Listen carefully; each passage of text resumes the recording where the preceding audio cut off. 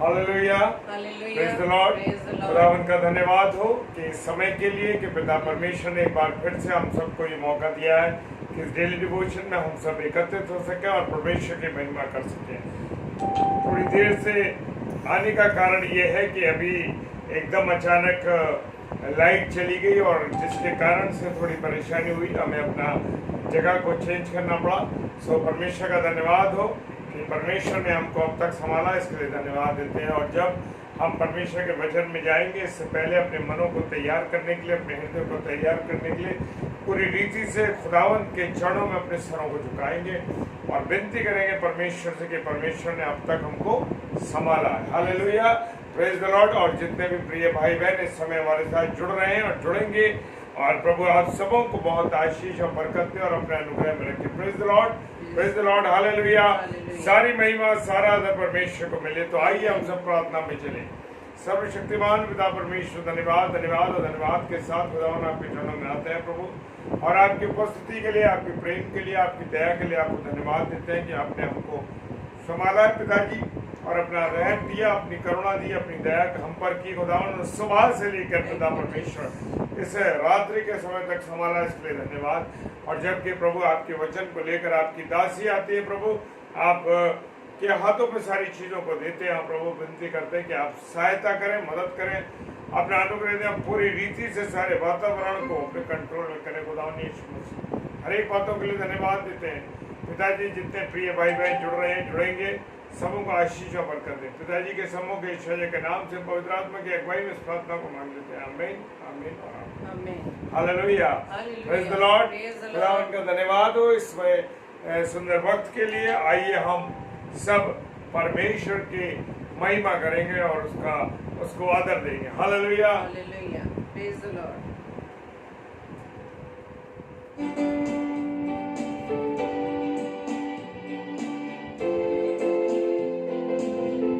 Thank you Lord. मैं स्वागत करता हूँ सिस्टर शिवा मिश्री जी आपका, परमेश्वर आपको बहुत आशीष दे।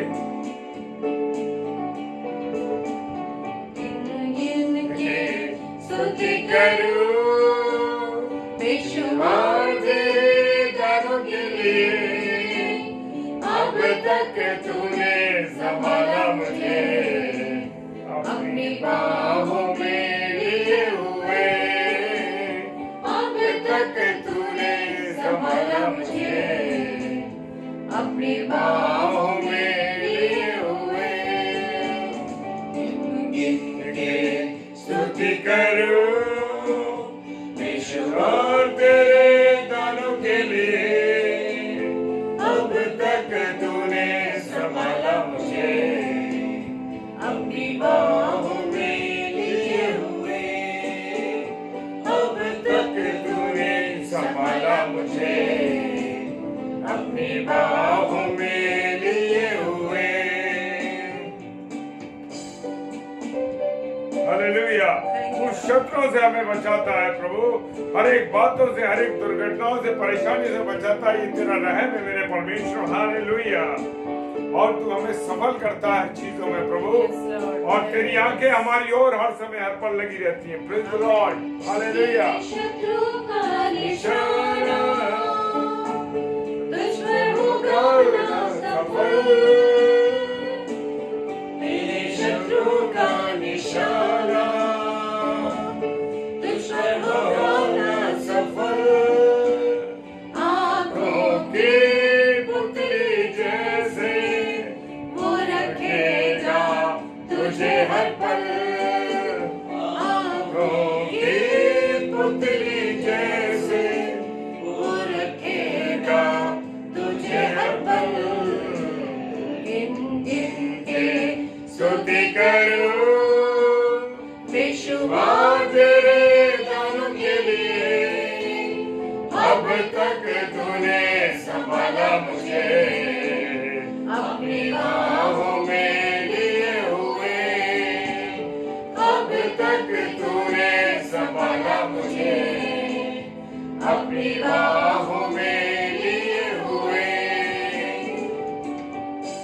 चाहे जीवन में कितनी आंधियां आए, चाहे कितनी परेशानियां आए, तू सबको रोकता है प्रभु, और जिंदगी की फिक्र हमने तेरे हाथों में सौंप दी है प्रभु। जिंदगी की फिक्र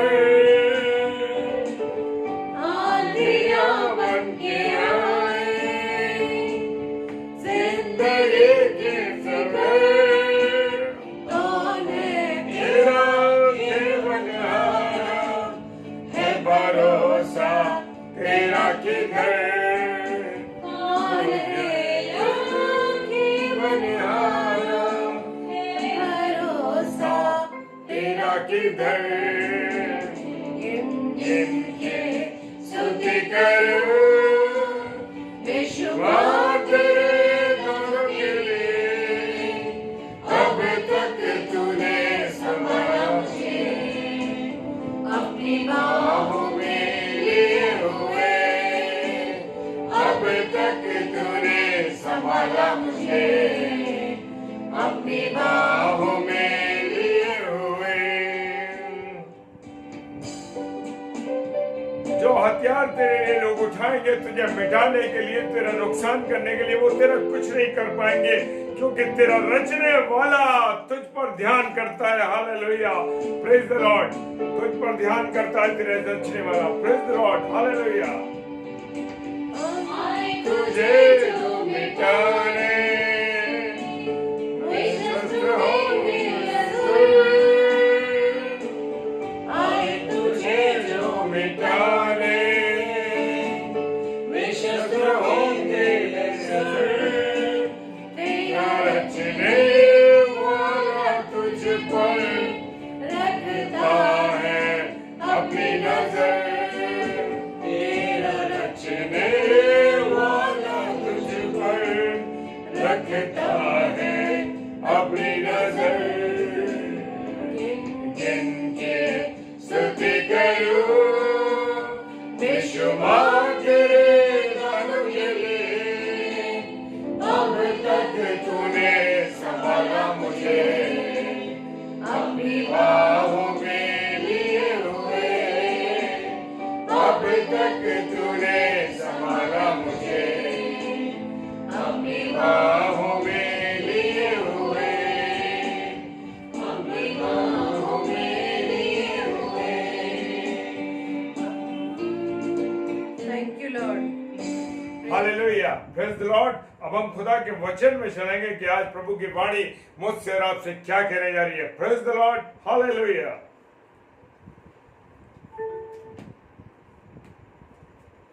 आप सबको जय मसीह की।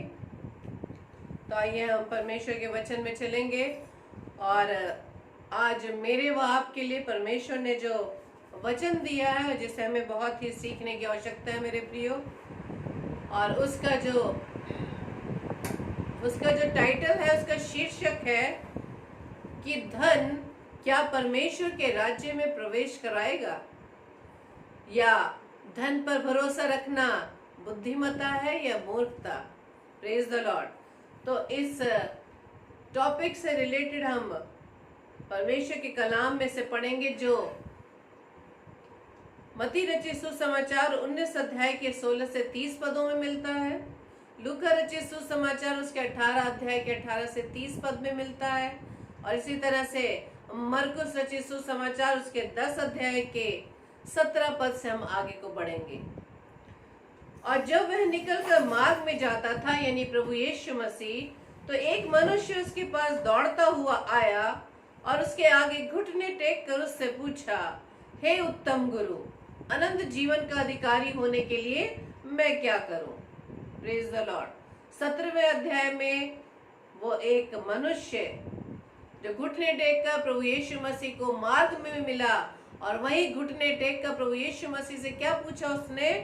हे उत्तम गुरु, अनंत जीवन का अधिकारी होने के लिए मैं क्या करूं? Praise the Lord. प्रभु यीशु मसीह ने उससे कहा, तू मुझे उत्तम क्यों कहता है? कोई उत्तम नहीं, केवल एक, अर्थात परमेश्वर। हालेलुया। तू आज्ञाओं को तो जानता है, हत्या न करना, व्यभिचार न करना, चोरी न करना, झूठी गवाही न देना, छल न करना, अपने पिता और अपनी माता का आदर करना। उसने क्या उत्तर दिया?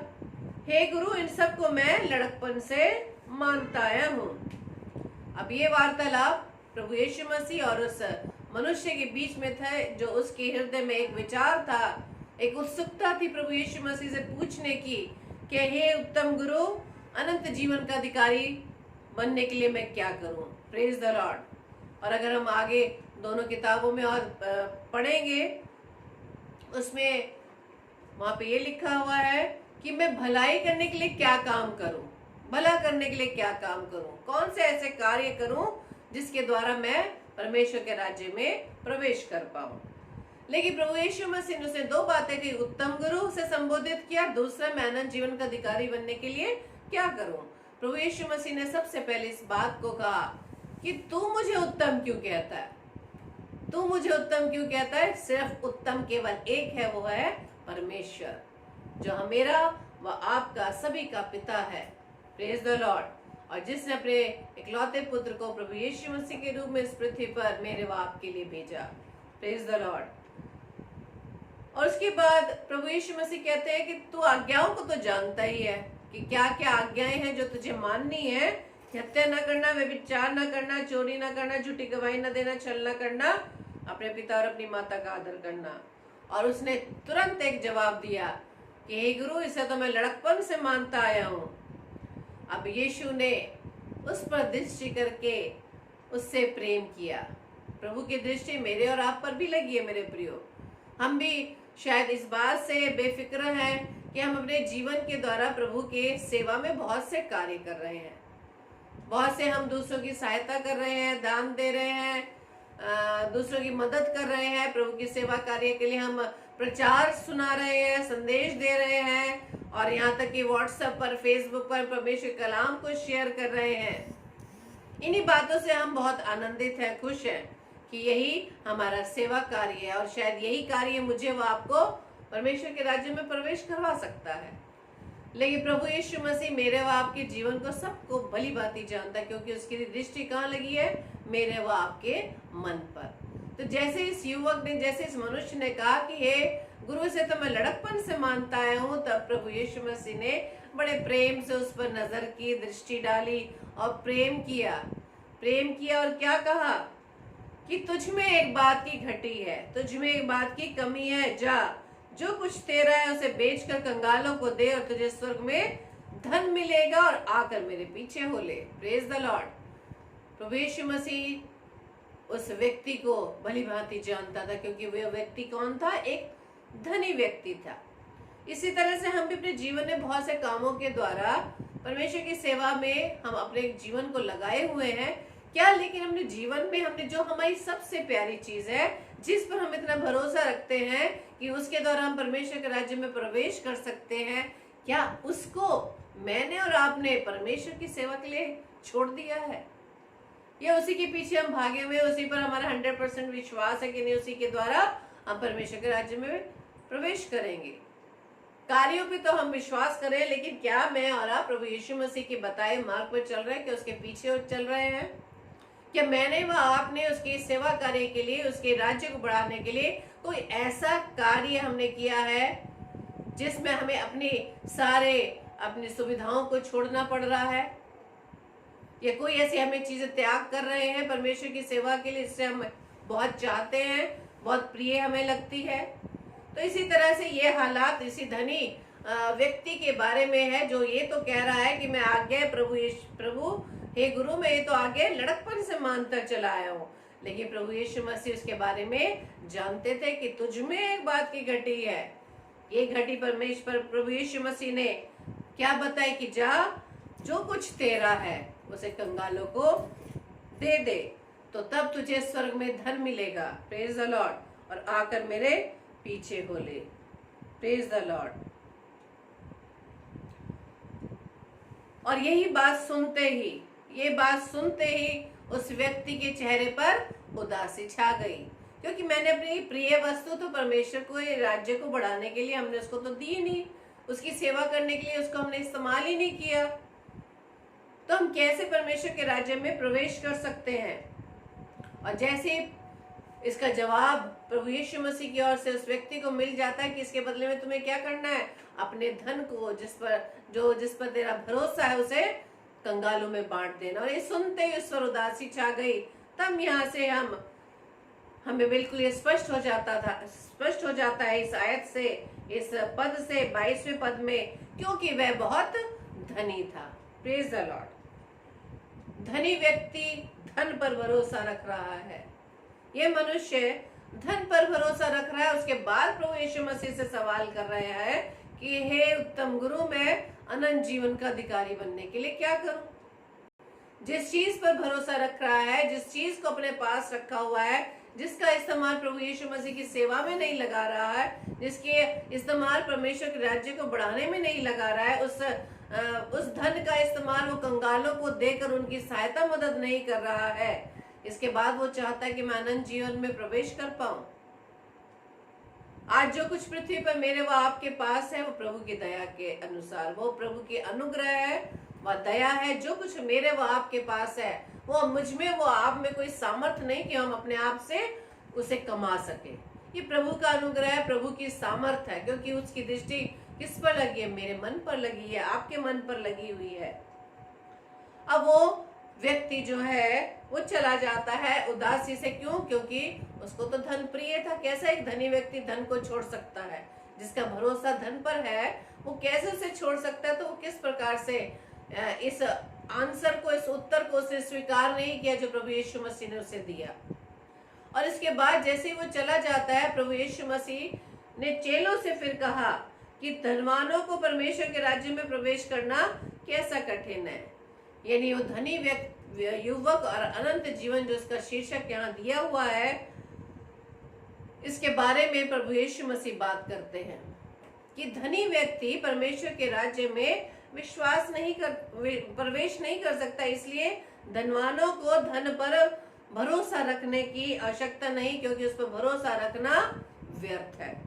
Praise the Lord. और आगे प्रभु यीशु मसीह कहते हैं 25 पद में, परमेश्वर के राज्य में धनवान के प्रवेश करने से ऊंट का सुई के नाके में से निकल जाना सहज है, आसान है। सुई के नाके में से निकलना ऊंट का तो आसान है, सरल है, लेकिन एक धनवान व्यक्ति जिसका भरोसा धन पर है, वो परमेश्वर के राज्य में प्रवेश नहीं कर पाएगा। उसका परमेश्वर के राज्य में प्रवेश करना कठिन है। और जब हम व्यवस्था विवरण उसके 8वें अध्याय में कुछ पदों को पढ़ेंगे, उसके बारे में हम जानेंगे कि धन जो है, वो धन हमें परमेश्वर के राज्य में क्यों नहीं प्रवेश करा सकता। यहाँ वचन में लिखा है व्यवस्था विवरण उसके 8 अध्याय के 11 पद में, इसलिए सावधान रहना कहीं ऐसा ना हो कि अपने परमेश्वर यहोवा को भूलकर उसकी जो जो आज्ञा, नियम और विधि मैं आज तुझे सुनाता हूं, उनका मानना छोड़ दे। जो आज्ञा, जो नियम, जो विधि है परमेश्वर की, जिसे हम जानते तो हैं लेकिन अपने जीवन में से नहीं मान रहे। इसलिए परमेश्वर कलाम कहता है कि सावधान रहना। इसका मतलब हम सावधान परमेश्वर हमें कर रहा है, क्योंकि हम उसकी आज्ञाओं को, नियमों को, विधियों को नहीं मान रहे। जो उसने आज्ञाएं दी है, जो उसने मार्ग बताया, उस पर हम नहीं चल पा रहे। क्यों? क्योंकि हमारा जो ध्यान है, हमारे पास जो ये संसार में रहकर जो भौतिक वस्तु है, उस पर हमारा ध्यान टिका हुआ है। क्योंकि हम अपनी सुविधाओं को परमेश्वर की सेवा के लिए हम त्याग नहीं कर पा रहे, क्योंकि हम बिल्कुल कंफर्ट जोन में है, जिसमें रहकर हम परमेश्वर के राज्य को बढ़ाने के लिए कार्य कर सकते हैं। लेकिन आज मुझे अगर कोई कहे कि इसी वक्त जाकर आपको फलानी फलानी जगह पर परमेश्वर के वचन को सुनाना, यदि मैं इनकार कर दूं या ना जाऊं, तो मेरा प्रचार करना व्यर्थ है मेरे प्रियो। क्यों? क्योंकि हम अपने कंफर्ट जोन से निकलकर बाहर नहीं जाना चाहते। अधिकारी अपने पद को छोड़ना नहीं चाहता, राजा अपने सिंहासन को छोड़ना नहीं चाहता, जिस प्रकार से धनी अपने धन को नहीं छोड़ना चाहता, तो किस तरह से हम परमेश्वर के राज्य में प्रवेश कर पाएंगे? परमेश्वर ने तो कलाम में प्रभु यीशु मसीह ने क्या कहा कि जा, जो कुछ तेरा है उसे बेचकर कंगालों को दे और तुझे स्वर्ग में धन मिलेगा, और आकर मेरे पीछे हो ले। आकर मेरे पीछे हो ले। किसके पीछे होना? धन के पीछे हो, पीछे जाना है, या अपने कंफर्ट जोन में वापस जाना है, या प्रभु यीशु मसीह के पीछे चलना है? प्रभु यीशु मसीह के पीछे में चलने का अर्थ है कि राह में आने वाली हर परिस्थितियों का हमें सामना करना है। जब हम अपने आप को उस कंफर्ट जोन से निकालकर परमेश्वर की सेवा कार्य के लिए हम निकलेंगे, परमेश्वर अपने आप ही हमारे लिए रास्ता खोलता चला जाएगा। Praise the Lord. लेकिन परमेश्वर सबसे पहले मन को देख रहा है कि हमारे मन में क्या विचार चल रहा है। अभी तो वो कार्य करने के लिए हमने हाँ ही नहीं बोला।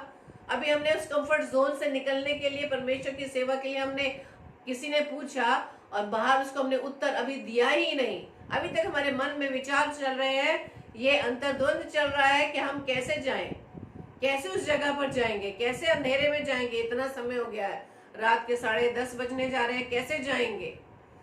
पहले वो हमारे मन के विचारों को जान रहा है मेरे प्रियो।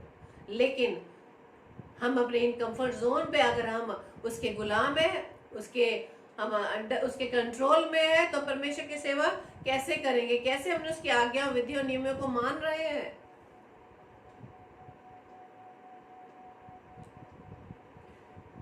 मेरे प्रियो, परमेश्वर का वचन कहता है कि ऐसा ना हो कि जब तू खाकर तृप्त हो और अच्छे घर बनाकर उनमें रहने लगे और तेरी गाय, बैलों और भेड़ बकरियों की बढ़ती हो, तेरा सोना चांदी और तेरा सब प्रकार का धन बढ़ जाए। यानी परमेश्वर का यह अनुग्रह है कि जब हमें पृथ्वी पर रह के ये सब चीजें हमें प्रभु की ओर से मिल रही है, हमारी आशीषें दिन प्रतिदिन बढ़ती चली जा रही है, दिन प्रतिदिन बढ़ती चली जा रही है। लेकिन यही आशीषें जो प्रभु की ओर से है, वही आशीषें आज मेरे और प्रभु के बीच में एक बहुत बड़ा क्या बन गया है, एक बहुत बड़ी हर्डल बन गई है, बहुत बड़ी बाधा बन गई है। उन आशीषों में फंसकर हम परमेश्वर की सेवा के लिए नहीं निकल पा रहे। परमेश्वर की सेवा तो छोड़िए, हम संडे के दिन उस रविवारी आराधना में परमेश्वर के भवन में नहीं जा पा रहे। इतना हम कामों में हमने अपने आप को उलझा लिया है। हम नौकरियों पर जाने के लिए बिल्कुल तैनात रहते हैं, मंडे टू फ्राइडे हम बिल्कुल तैनात रहते हैं कब हमें समय पर अपने नौकरी पर पहुंचना है। कहीं ऐसा ना हो कि एब्सेंट लग जाए, कहीं ऐसा ना हो हमारी सैलरी कट जाए। लेकिन परमेश्वर के कार्य को करने के लिए, परमेश्वर की सेवा करने के लिए, यहाँ तक कि परमेश्वर की धन्यवादी देने के लिए हम रविवार के दिन परमेश्वर के भवन में नहीं जाते।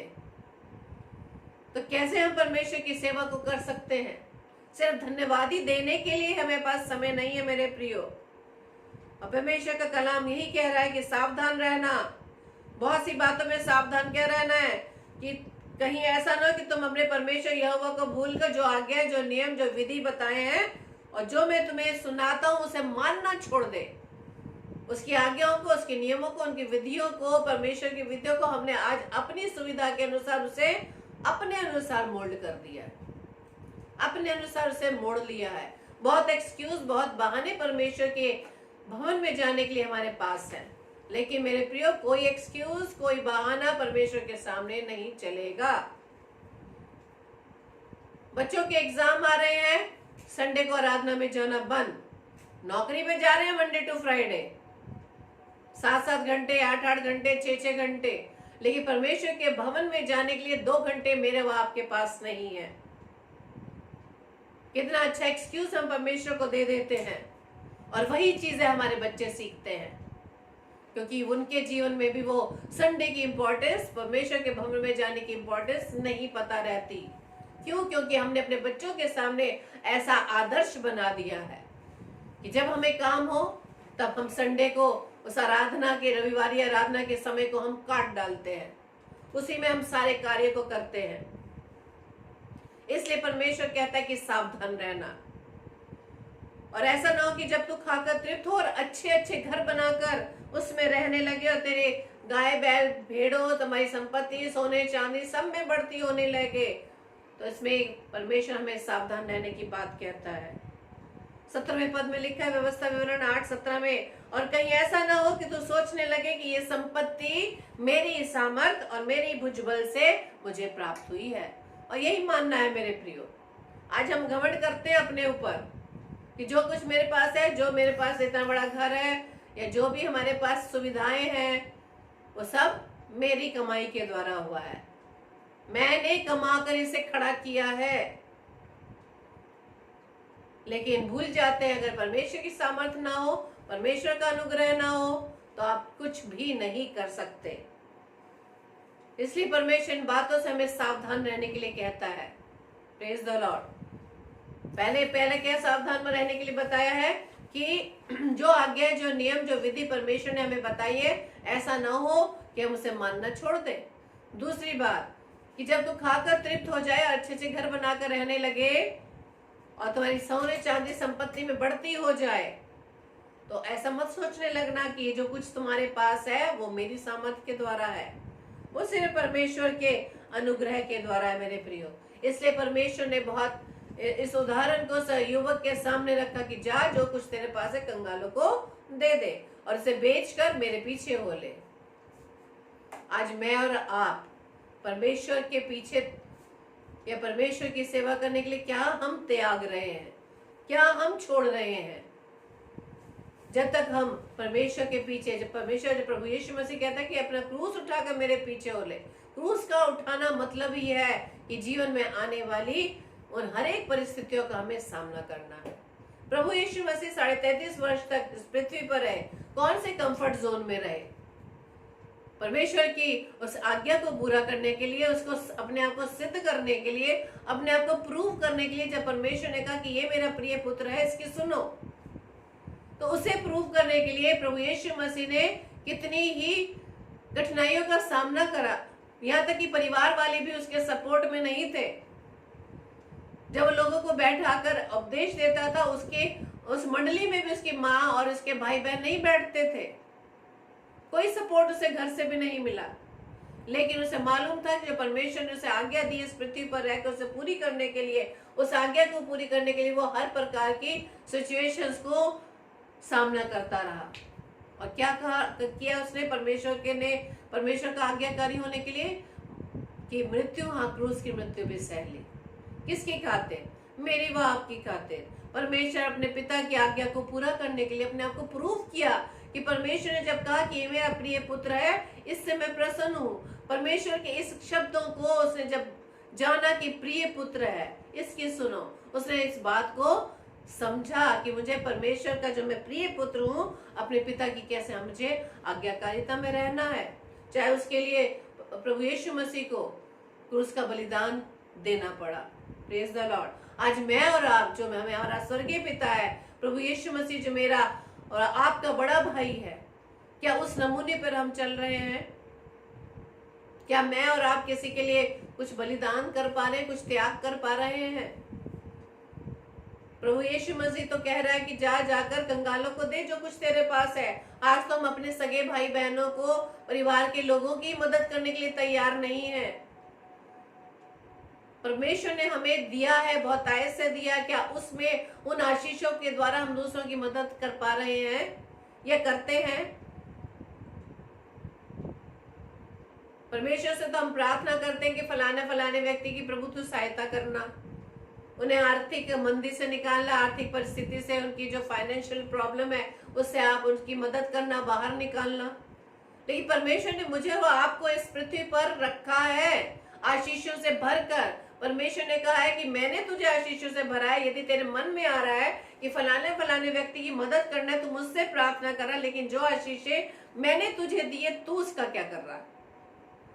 सब बातें हम परमेश्वर पर ही टाल देते। परमेश्वर आप ऐसे करना, परमेश्वर आप ऐसे करना, परमेश्वर आप ऐसे करना। मैं और आप क्या कर रहे हैं? सिर्फ हम वचन पढ़कर, दुआ कर, वो भी 15-20 मिनट की, उसी में खुश है। हमने सोच लिया कि हमने अब तो अनंत जीवन मिल जाएगा, परमेश्वर के राज्य में प्रवेश कर पाएंगे। राज्य में, स्वर्ग में प्रवेश करने से पहले तो हमें ये सोचना है क्या हम बादलों पर उठाए जाएंगे? उससे पहले आगमन में, पहले तो उस आगमन की हम तैयारी करें।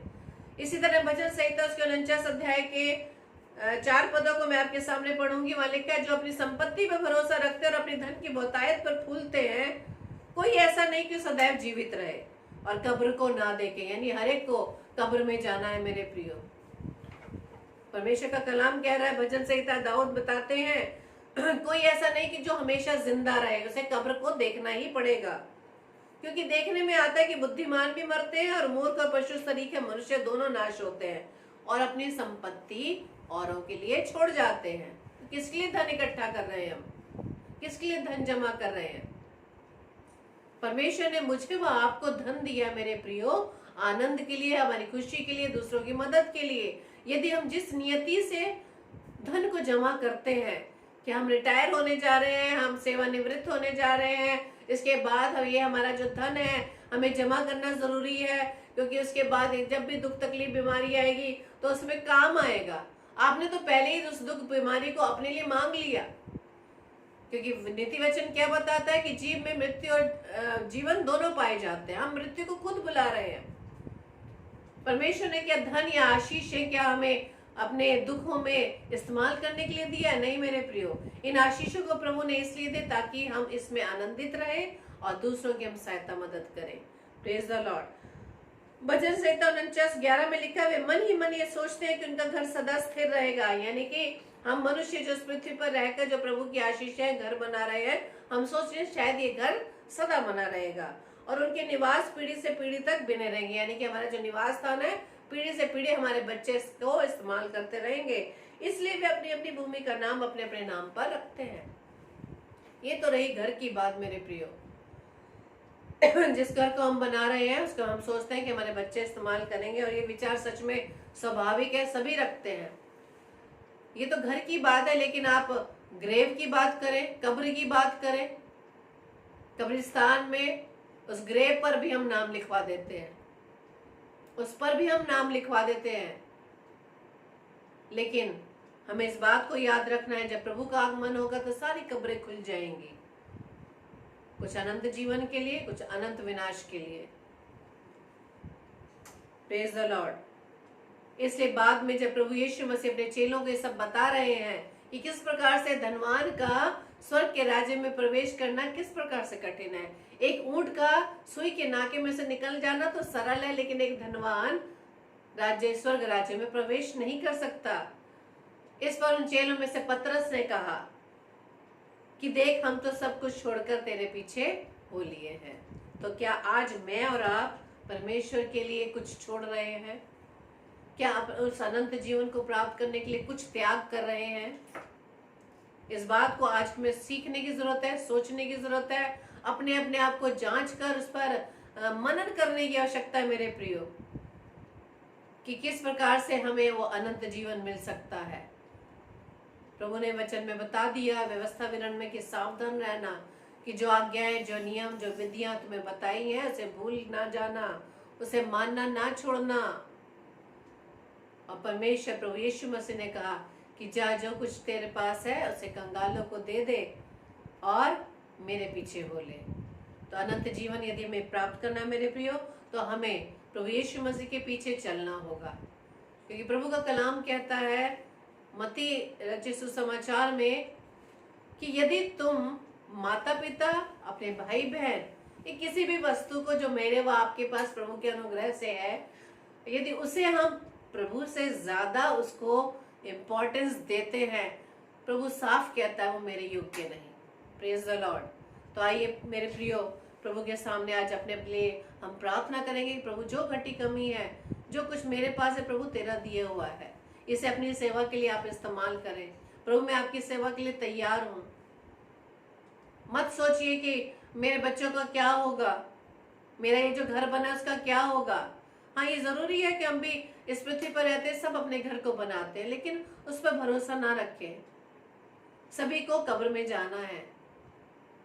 Praise the Lord.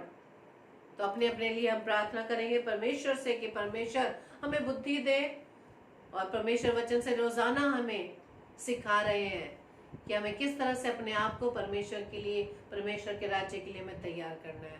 परमेश्वर आप सबको बहुत आय से आशीषित करे, और हम आगे इससे कंटिन्यू करेंगे। जैसे कि मैंने लास्ट वचन बताया कि पतरस ने कहा कि प्रभु हमने तो सब कुछ घर बार छोड़कर तेरे पीछे हो लिए। अब इस पर हम आगे मनन करेंगे कि क्या क्या छोड़ा हमने, क्या क्या हमने छोड़ा। आप सबको जय मसीह की। जय मसीह की। Hallelujah, praise the Lord. खुदावन का धन्यवाद हो इस सुंदर वचन के लिए, जो श्रृंखला परमेश्वर के दासी में श्रीमती डेविड ने चलाया है। और श्रृंखला को हम आने वाले परसों के दिन में इस श्रृंखला को में हम आगे बढ़ेंगे और परमेश्वर की वाणी को सुनेंगे कि परमेश्वर अपने हरे वचन के द्वारा, जी हाँ, खरे वचन के द्वारा क्या मुझसे और आपसे कहना चाहता है, जो कि मुझे और आपको परमेश्वर के कार्यों में खरा उतरना पड़ेगा। जब तक मैं और आप खरे नहीं उतरेंगे तब तक हमारे जीवन में बदलाव नहीं होगा। नियम और कानून परमेश्वर के हमारे जीवन में होने बहुत आवश्यक है। हालेलुया।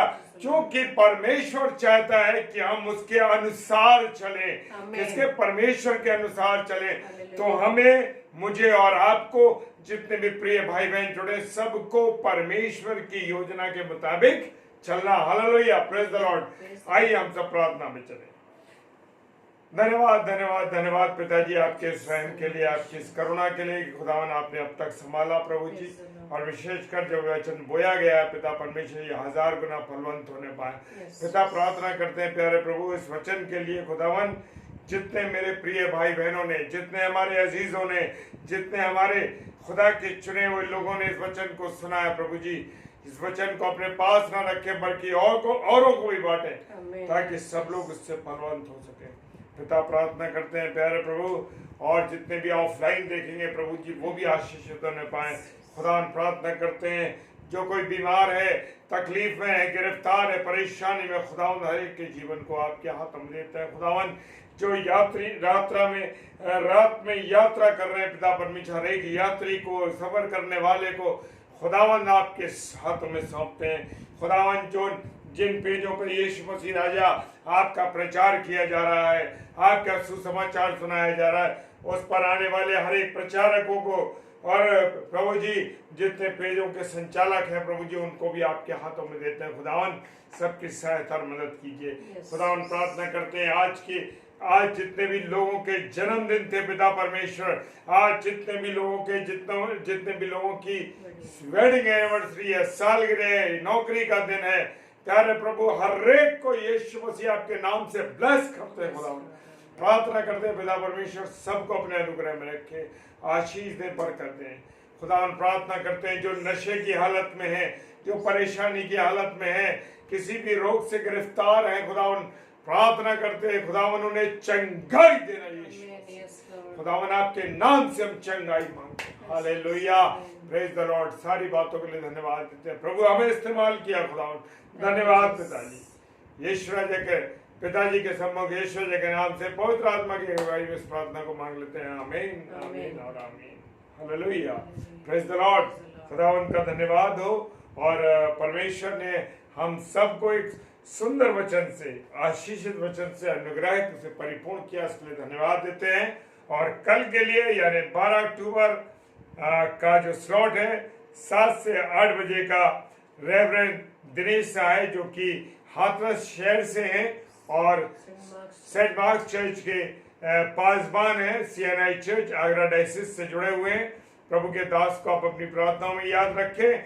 9 से 10 सिस्टर दीप्ति एल्फ्रेड जो कि CG छत्तीसगढ़ से है हमारी बहन, और पास्टर विनय एल्फ्रेड साहब की धर्मपत्नी है और हमारी अजीज प्रिय बहन है, और आप उनको प्रार्थना में याद रखिए। और कल रात को 10 से 10:30 बज के जो प्रचार होगा डेली डिवोशन का, उसमें भी आप हम सबको भी याद रखिए।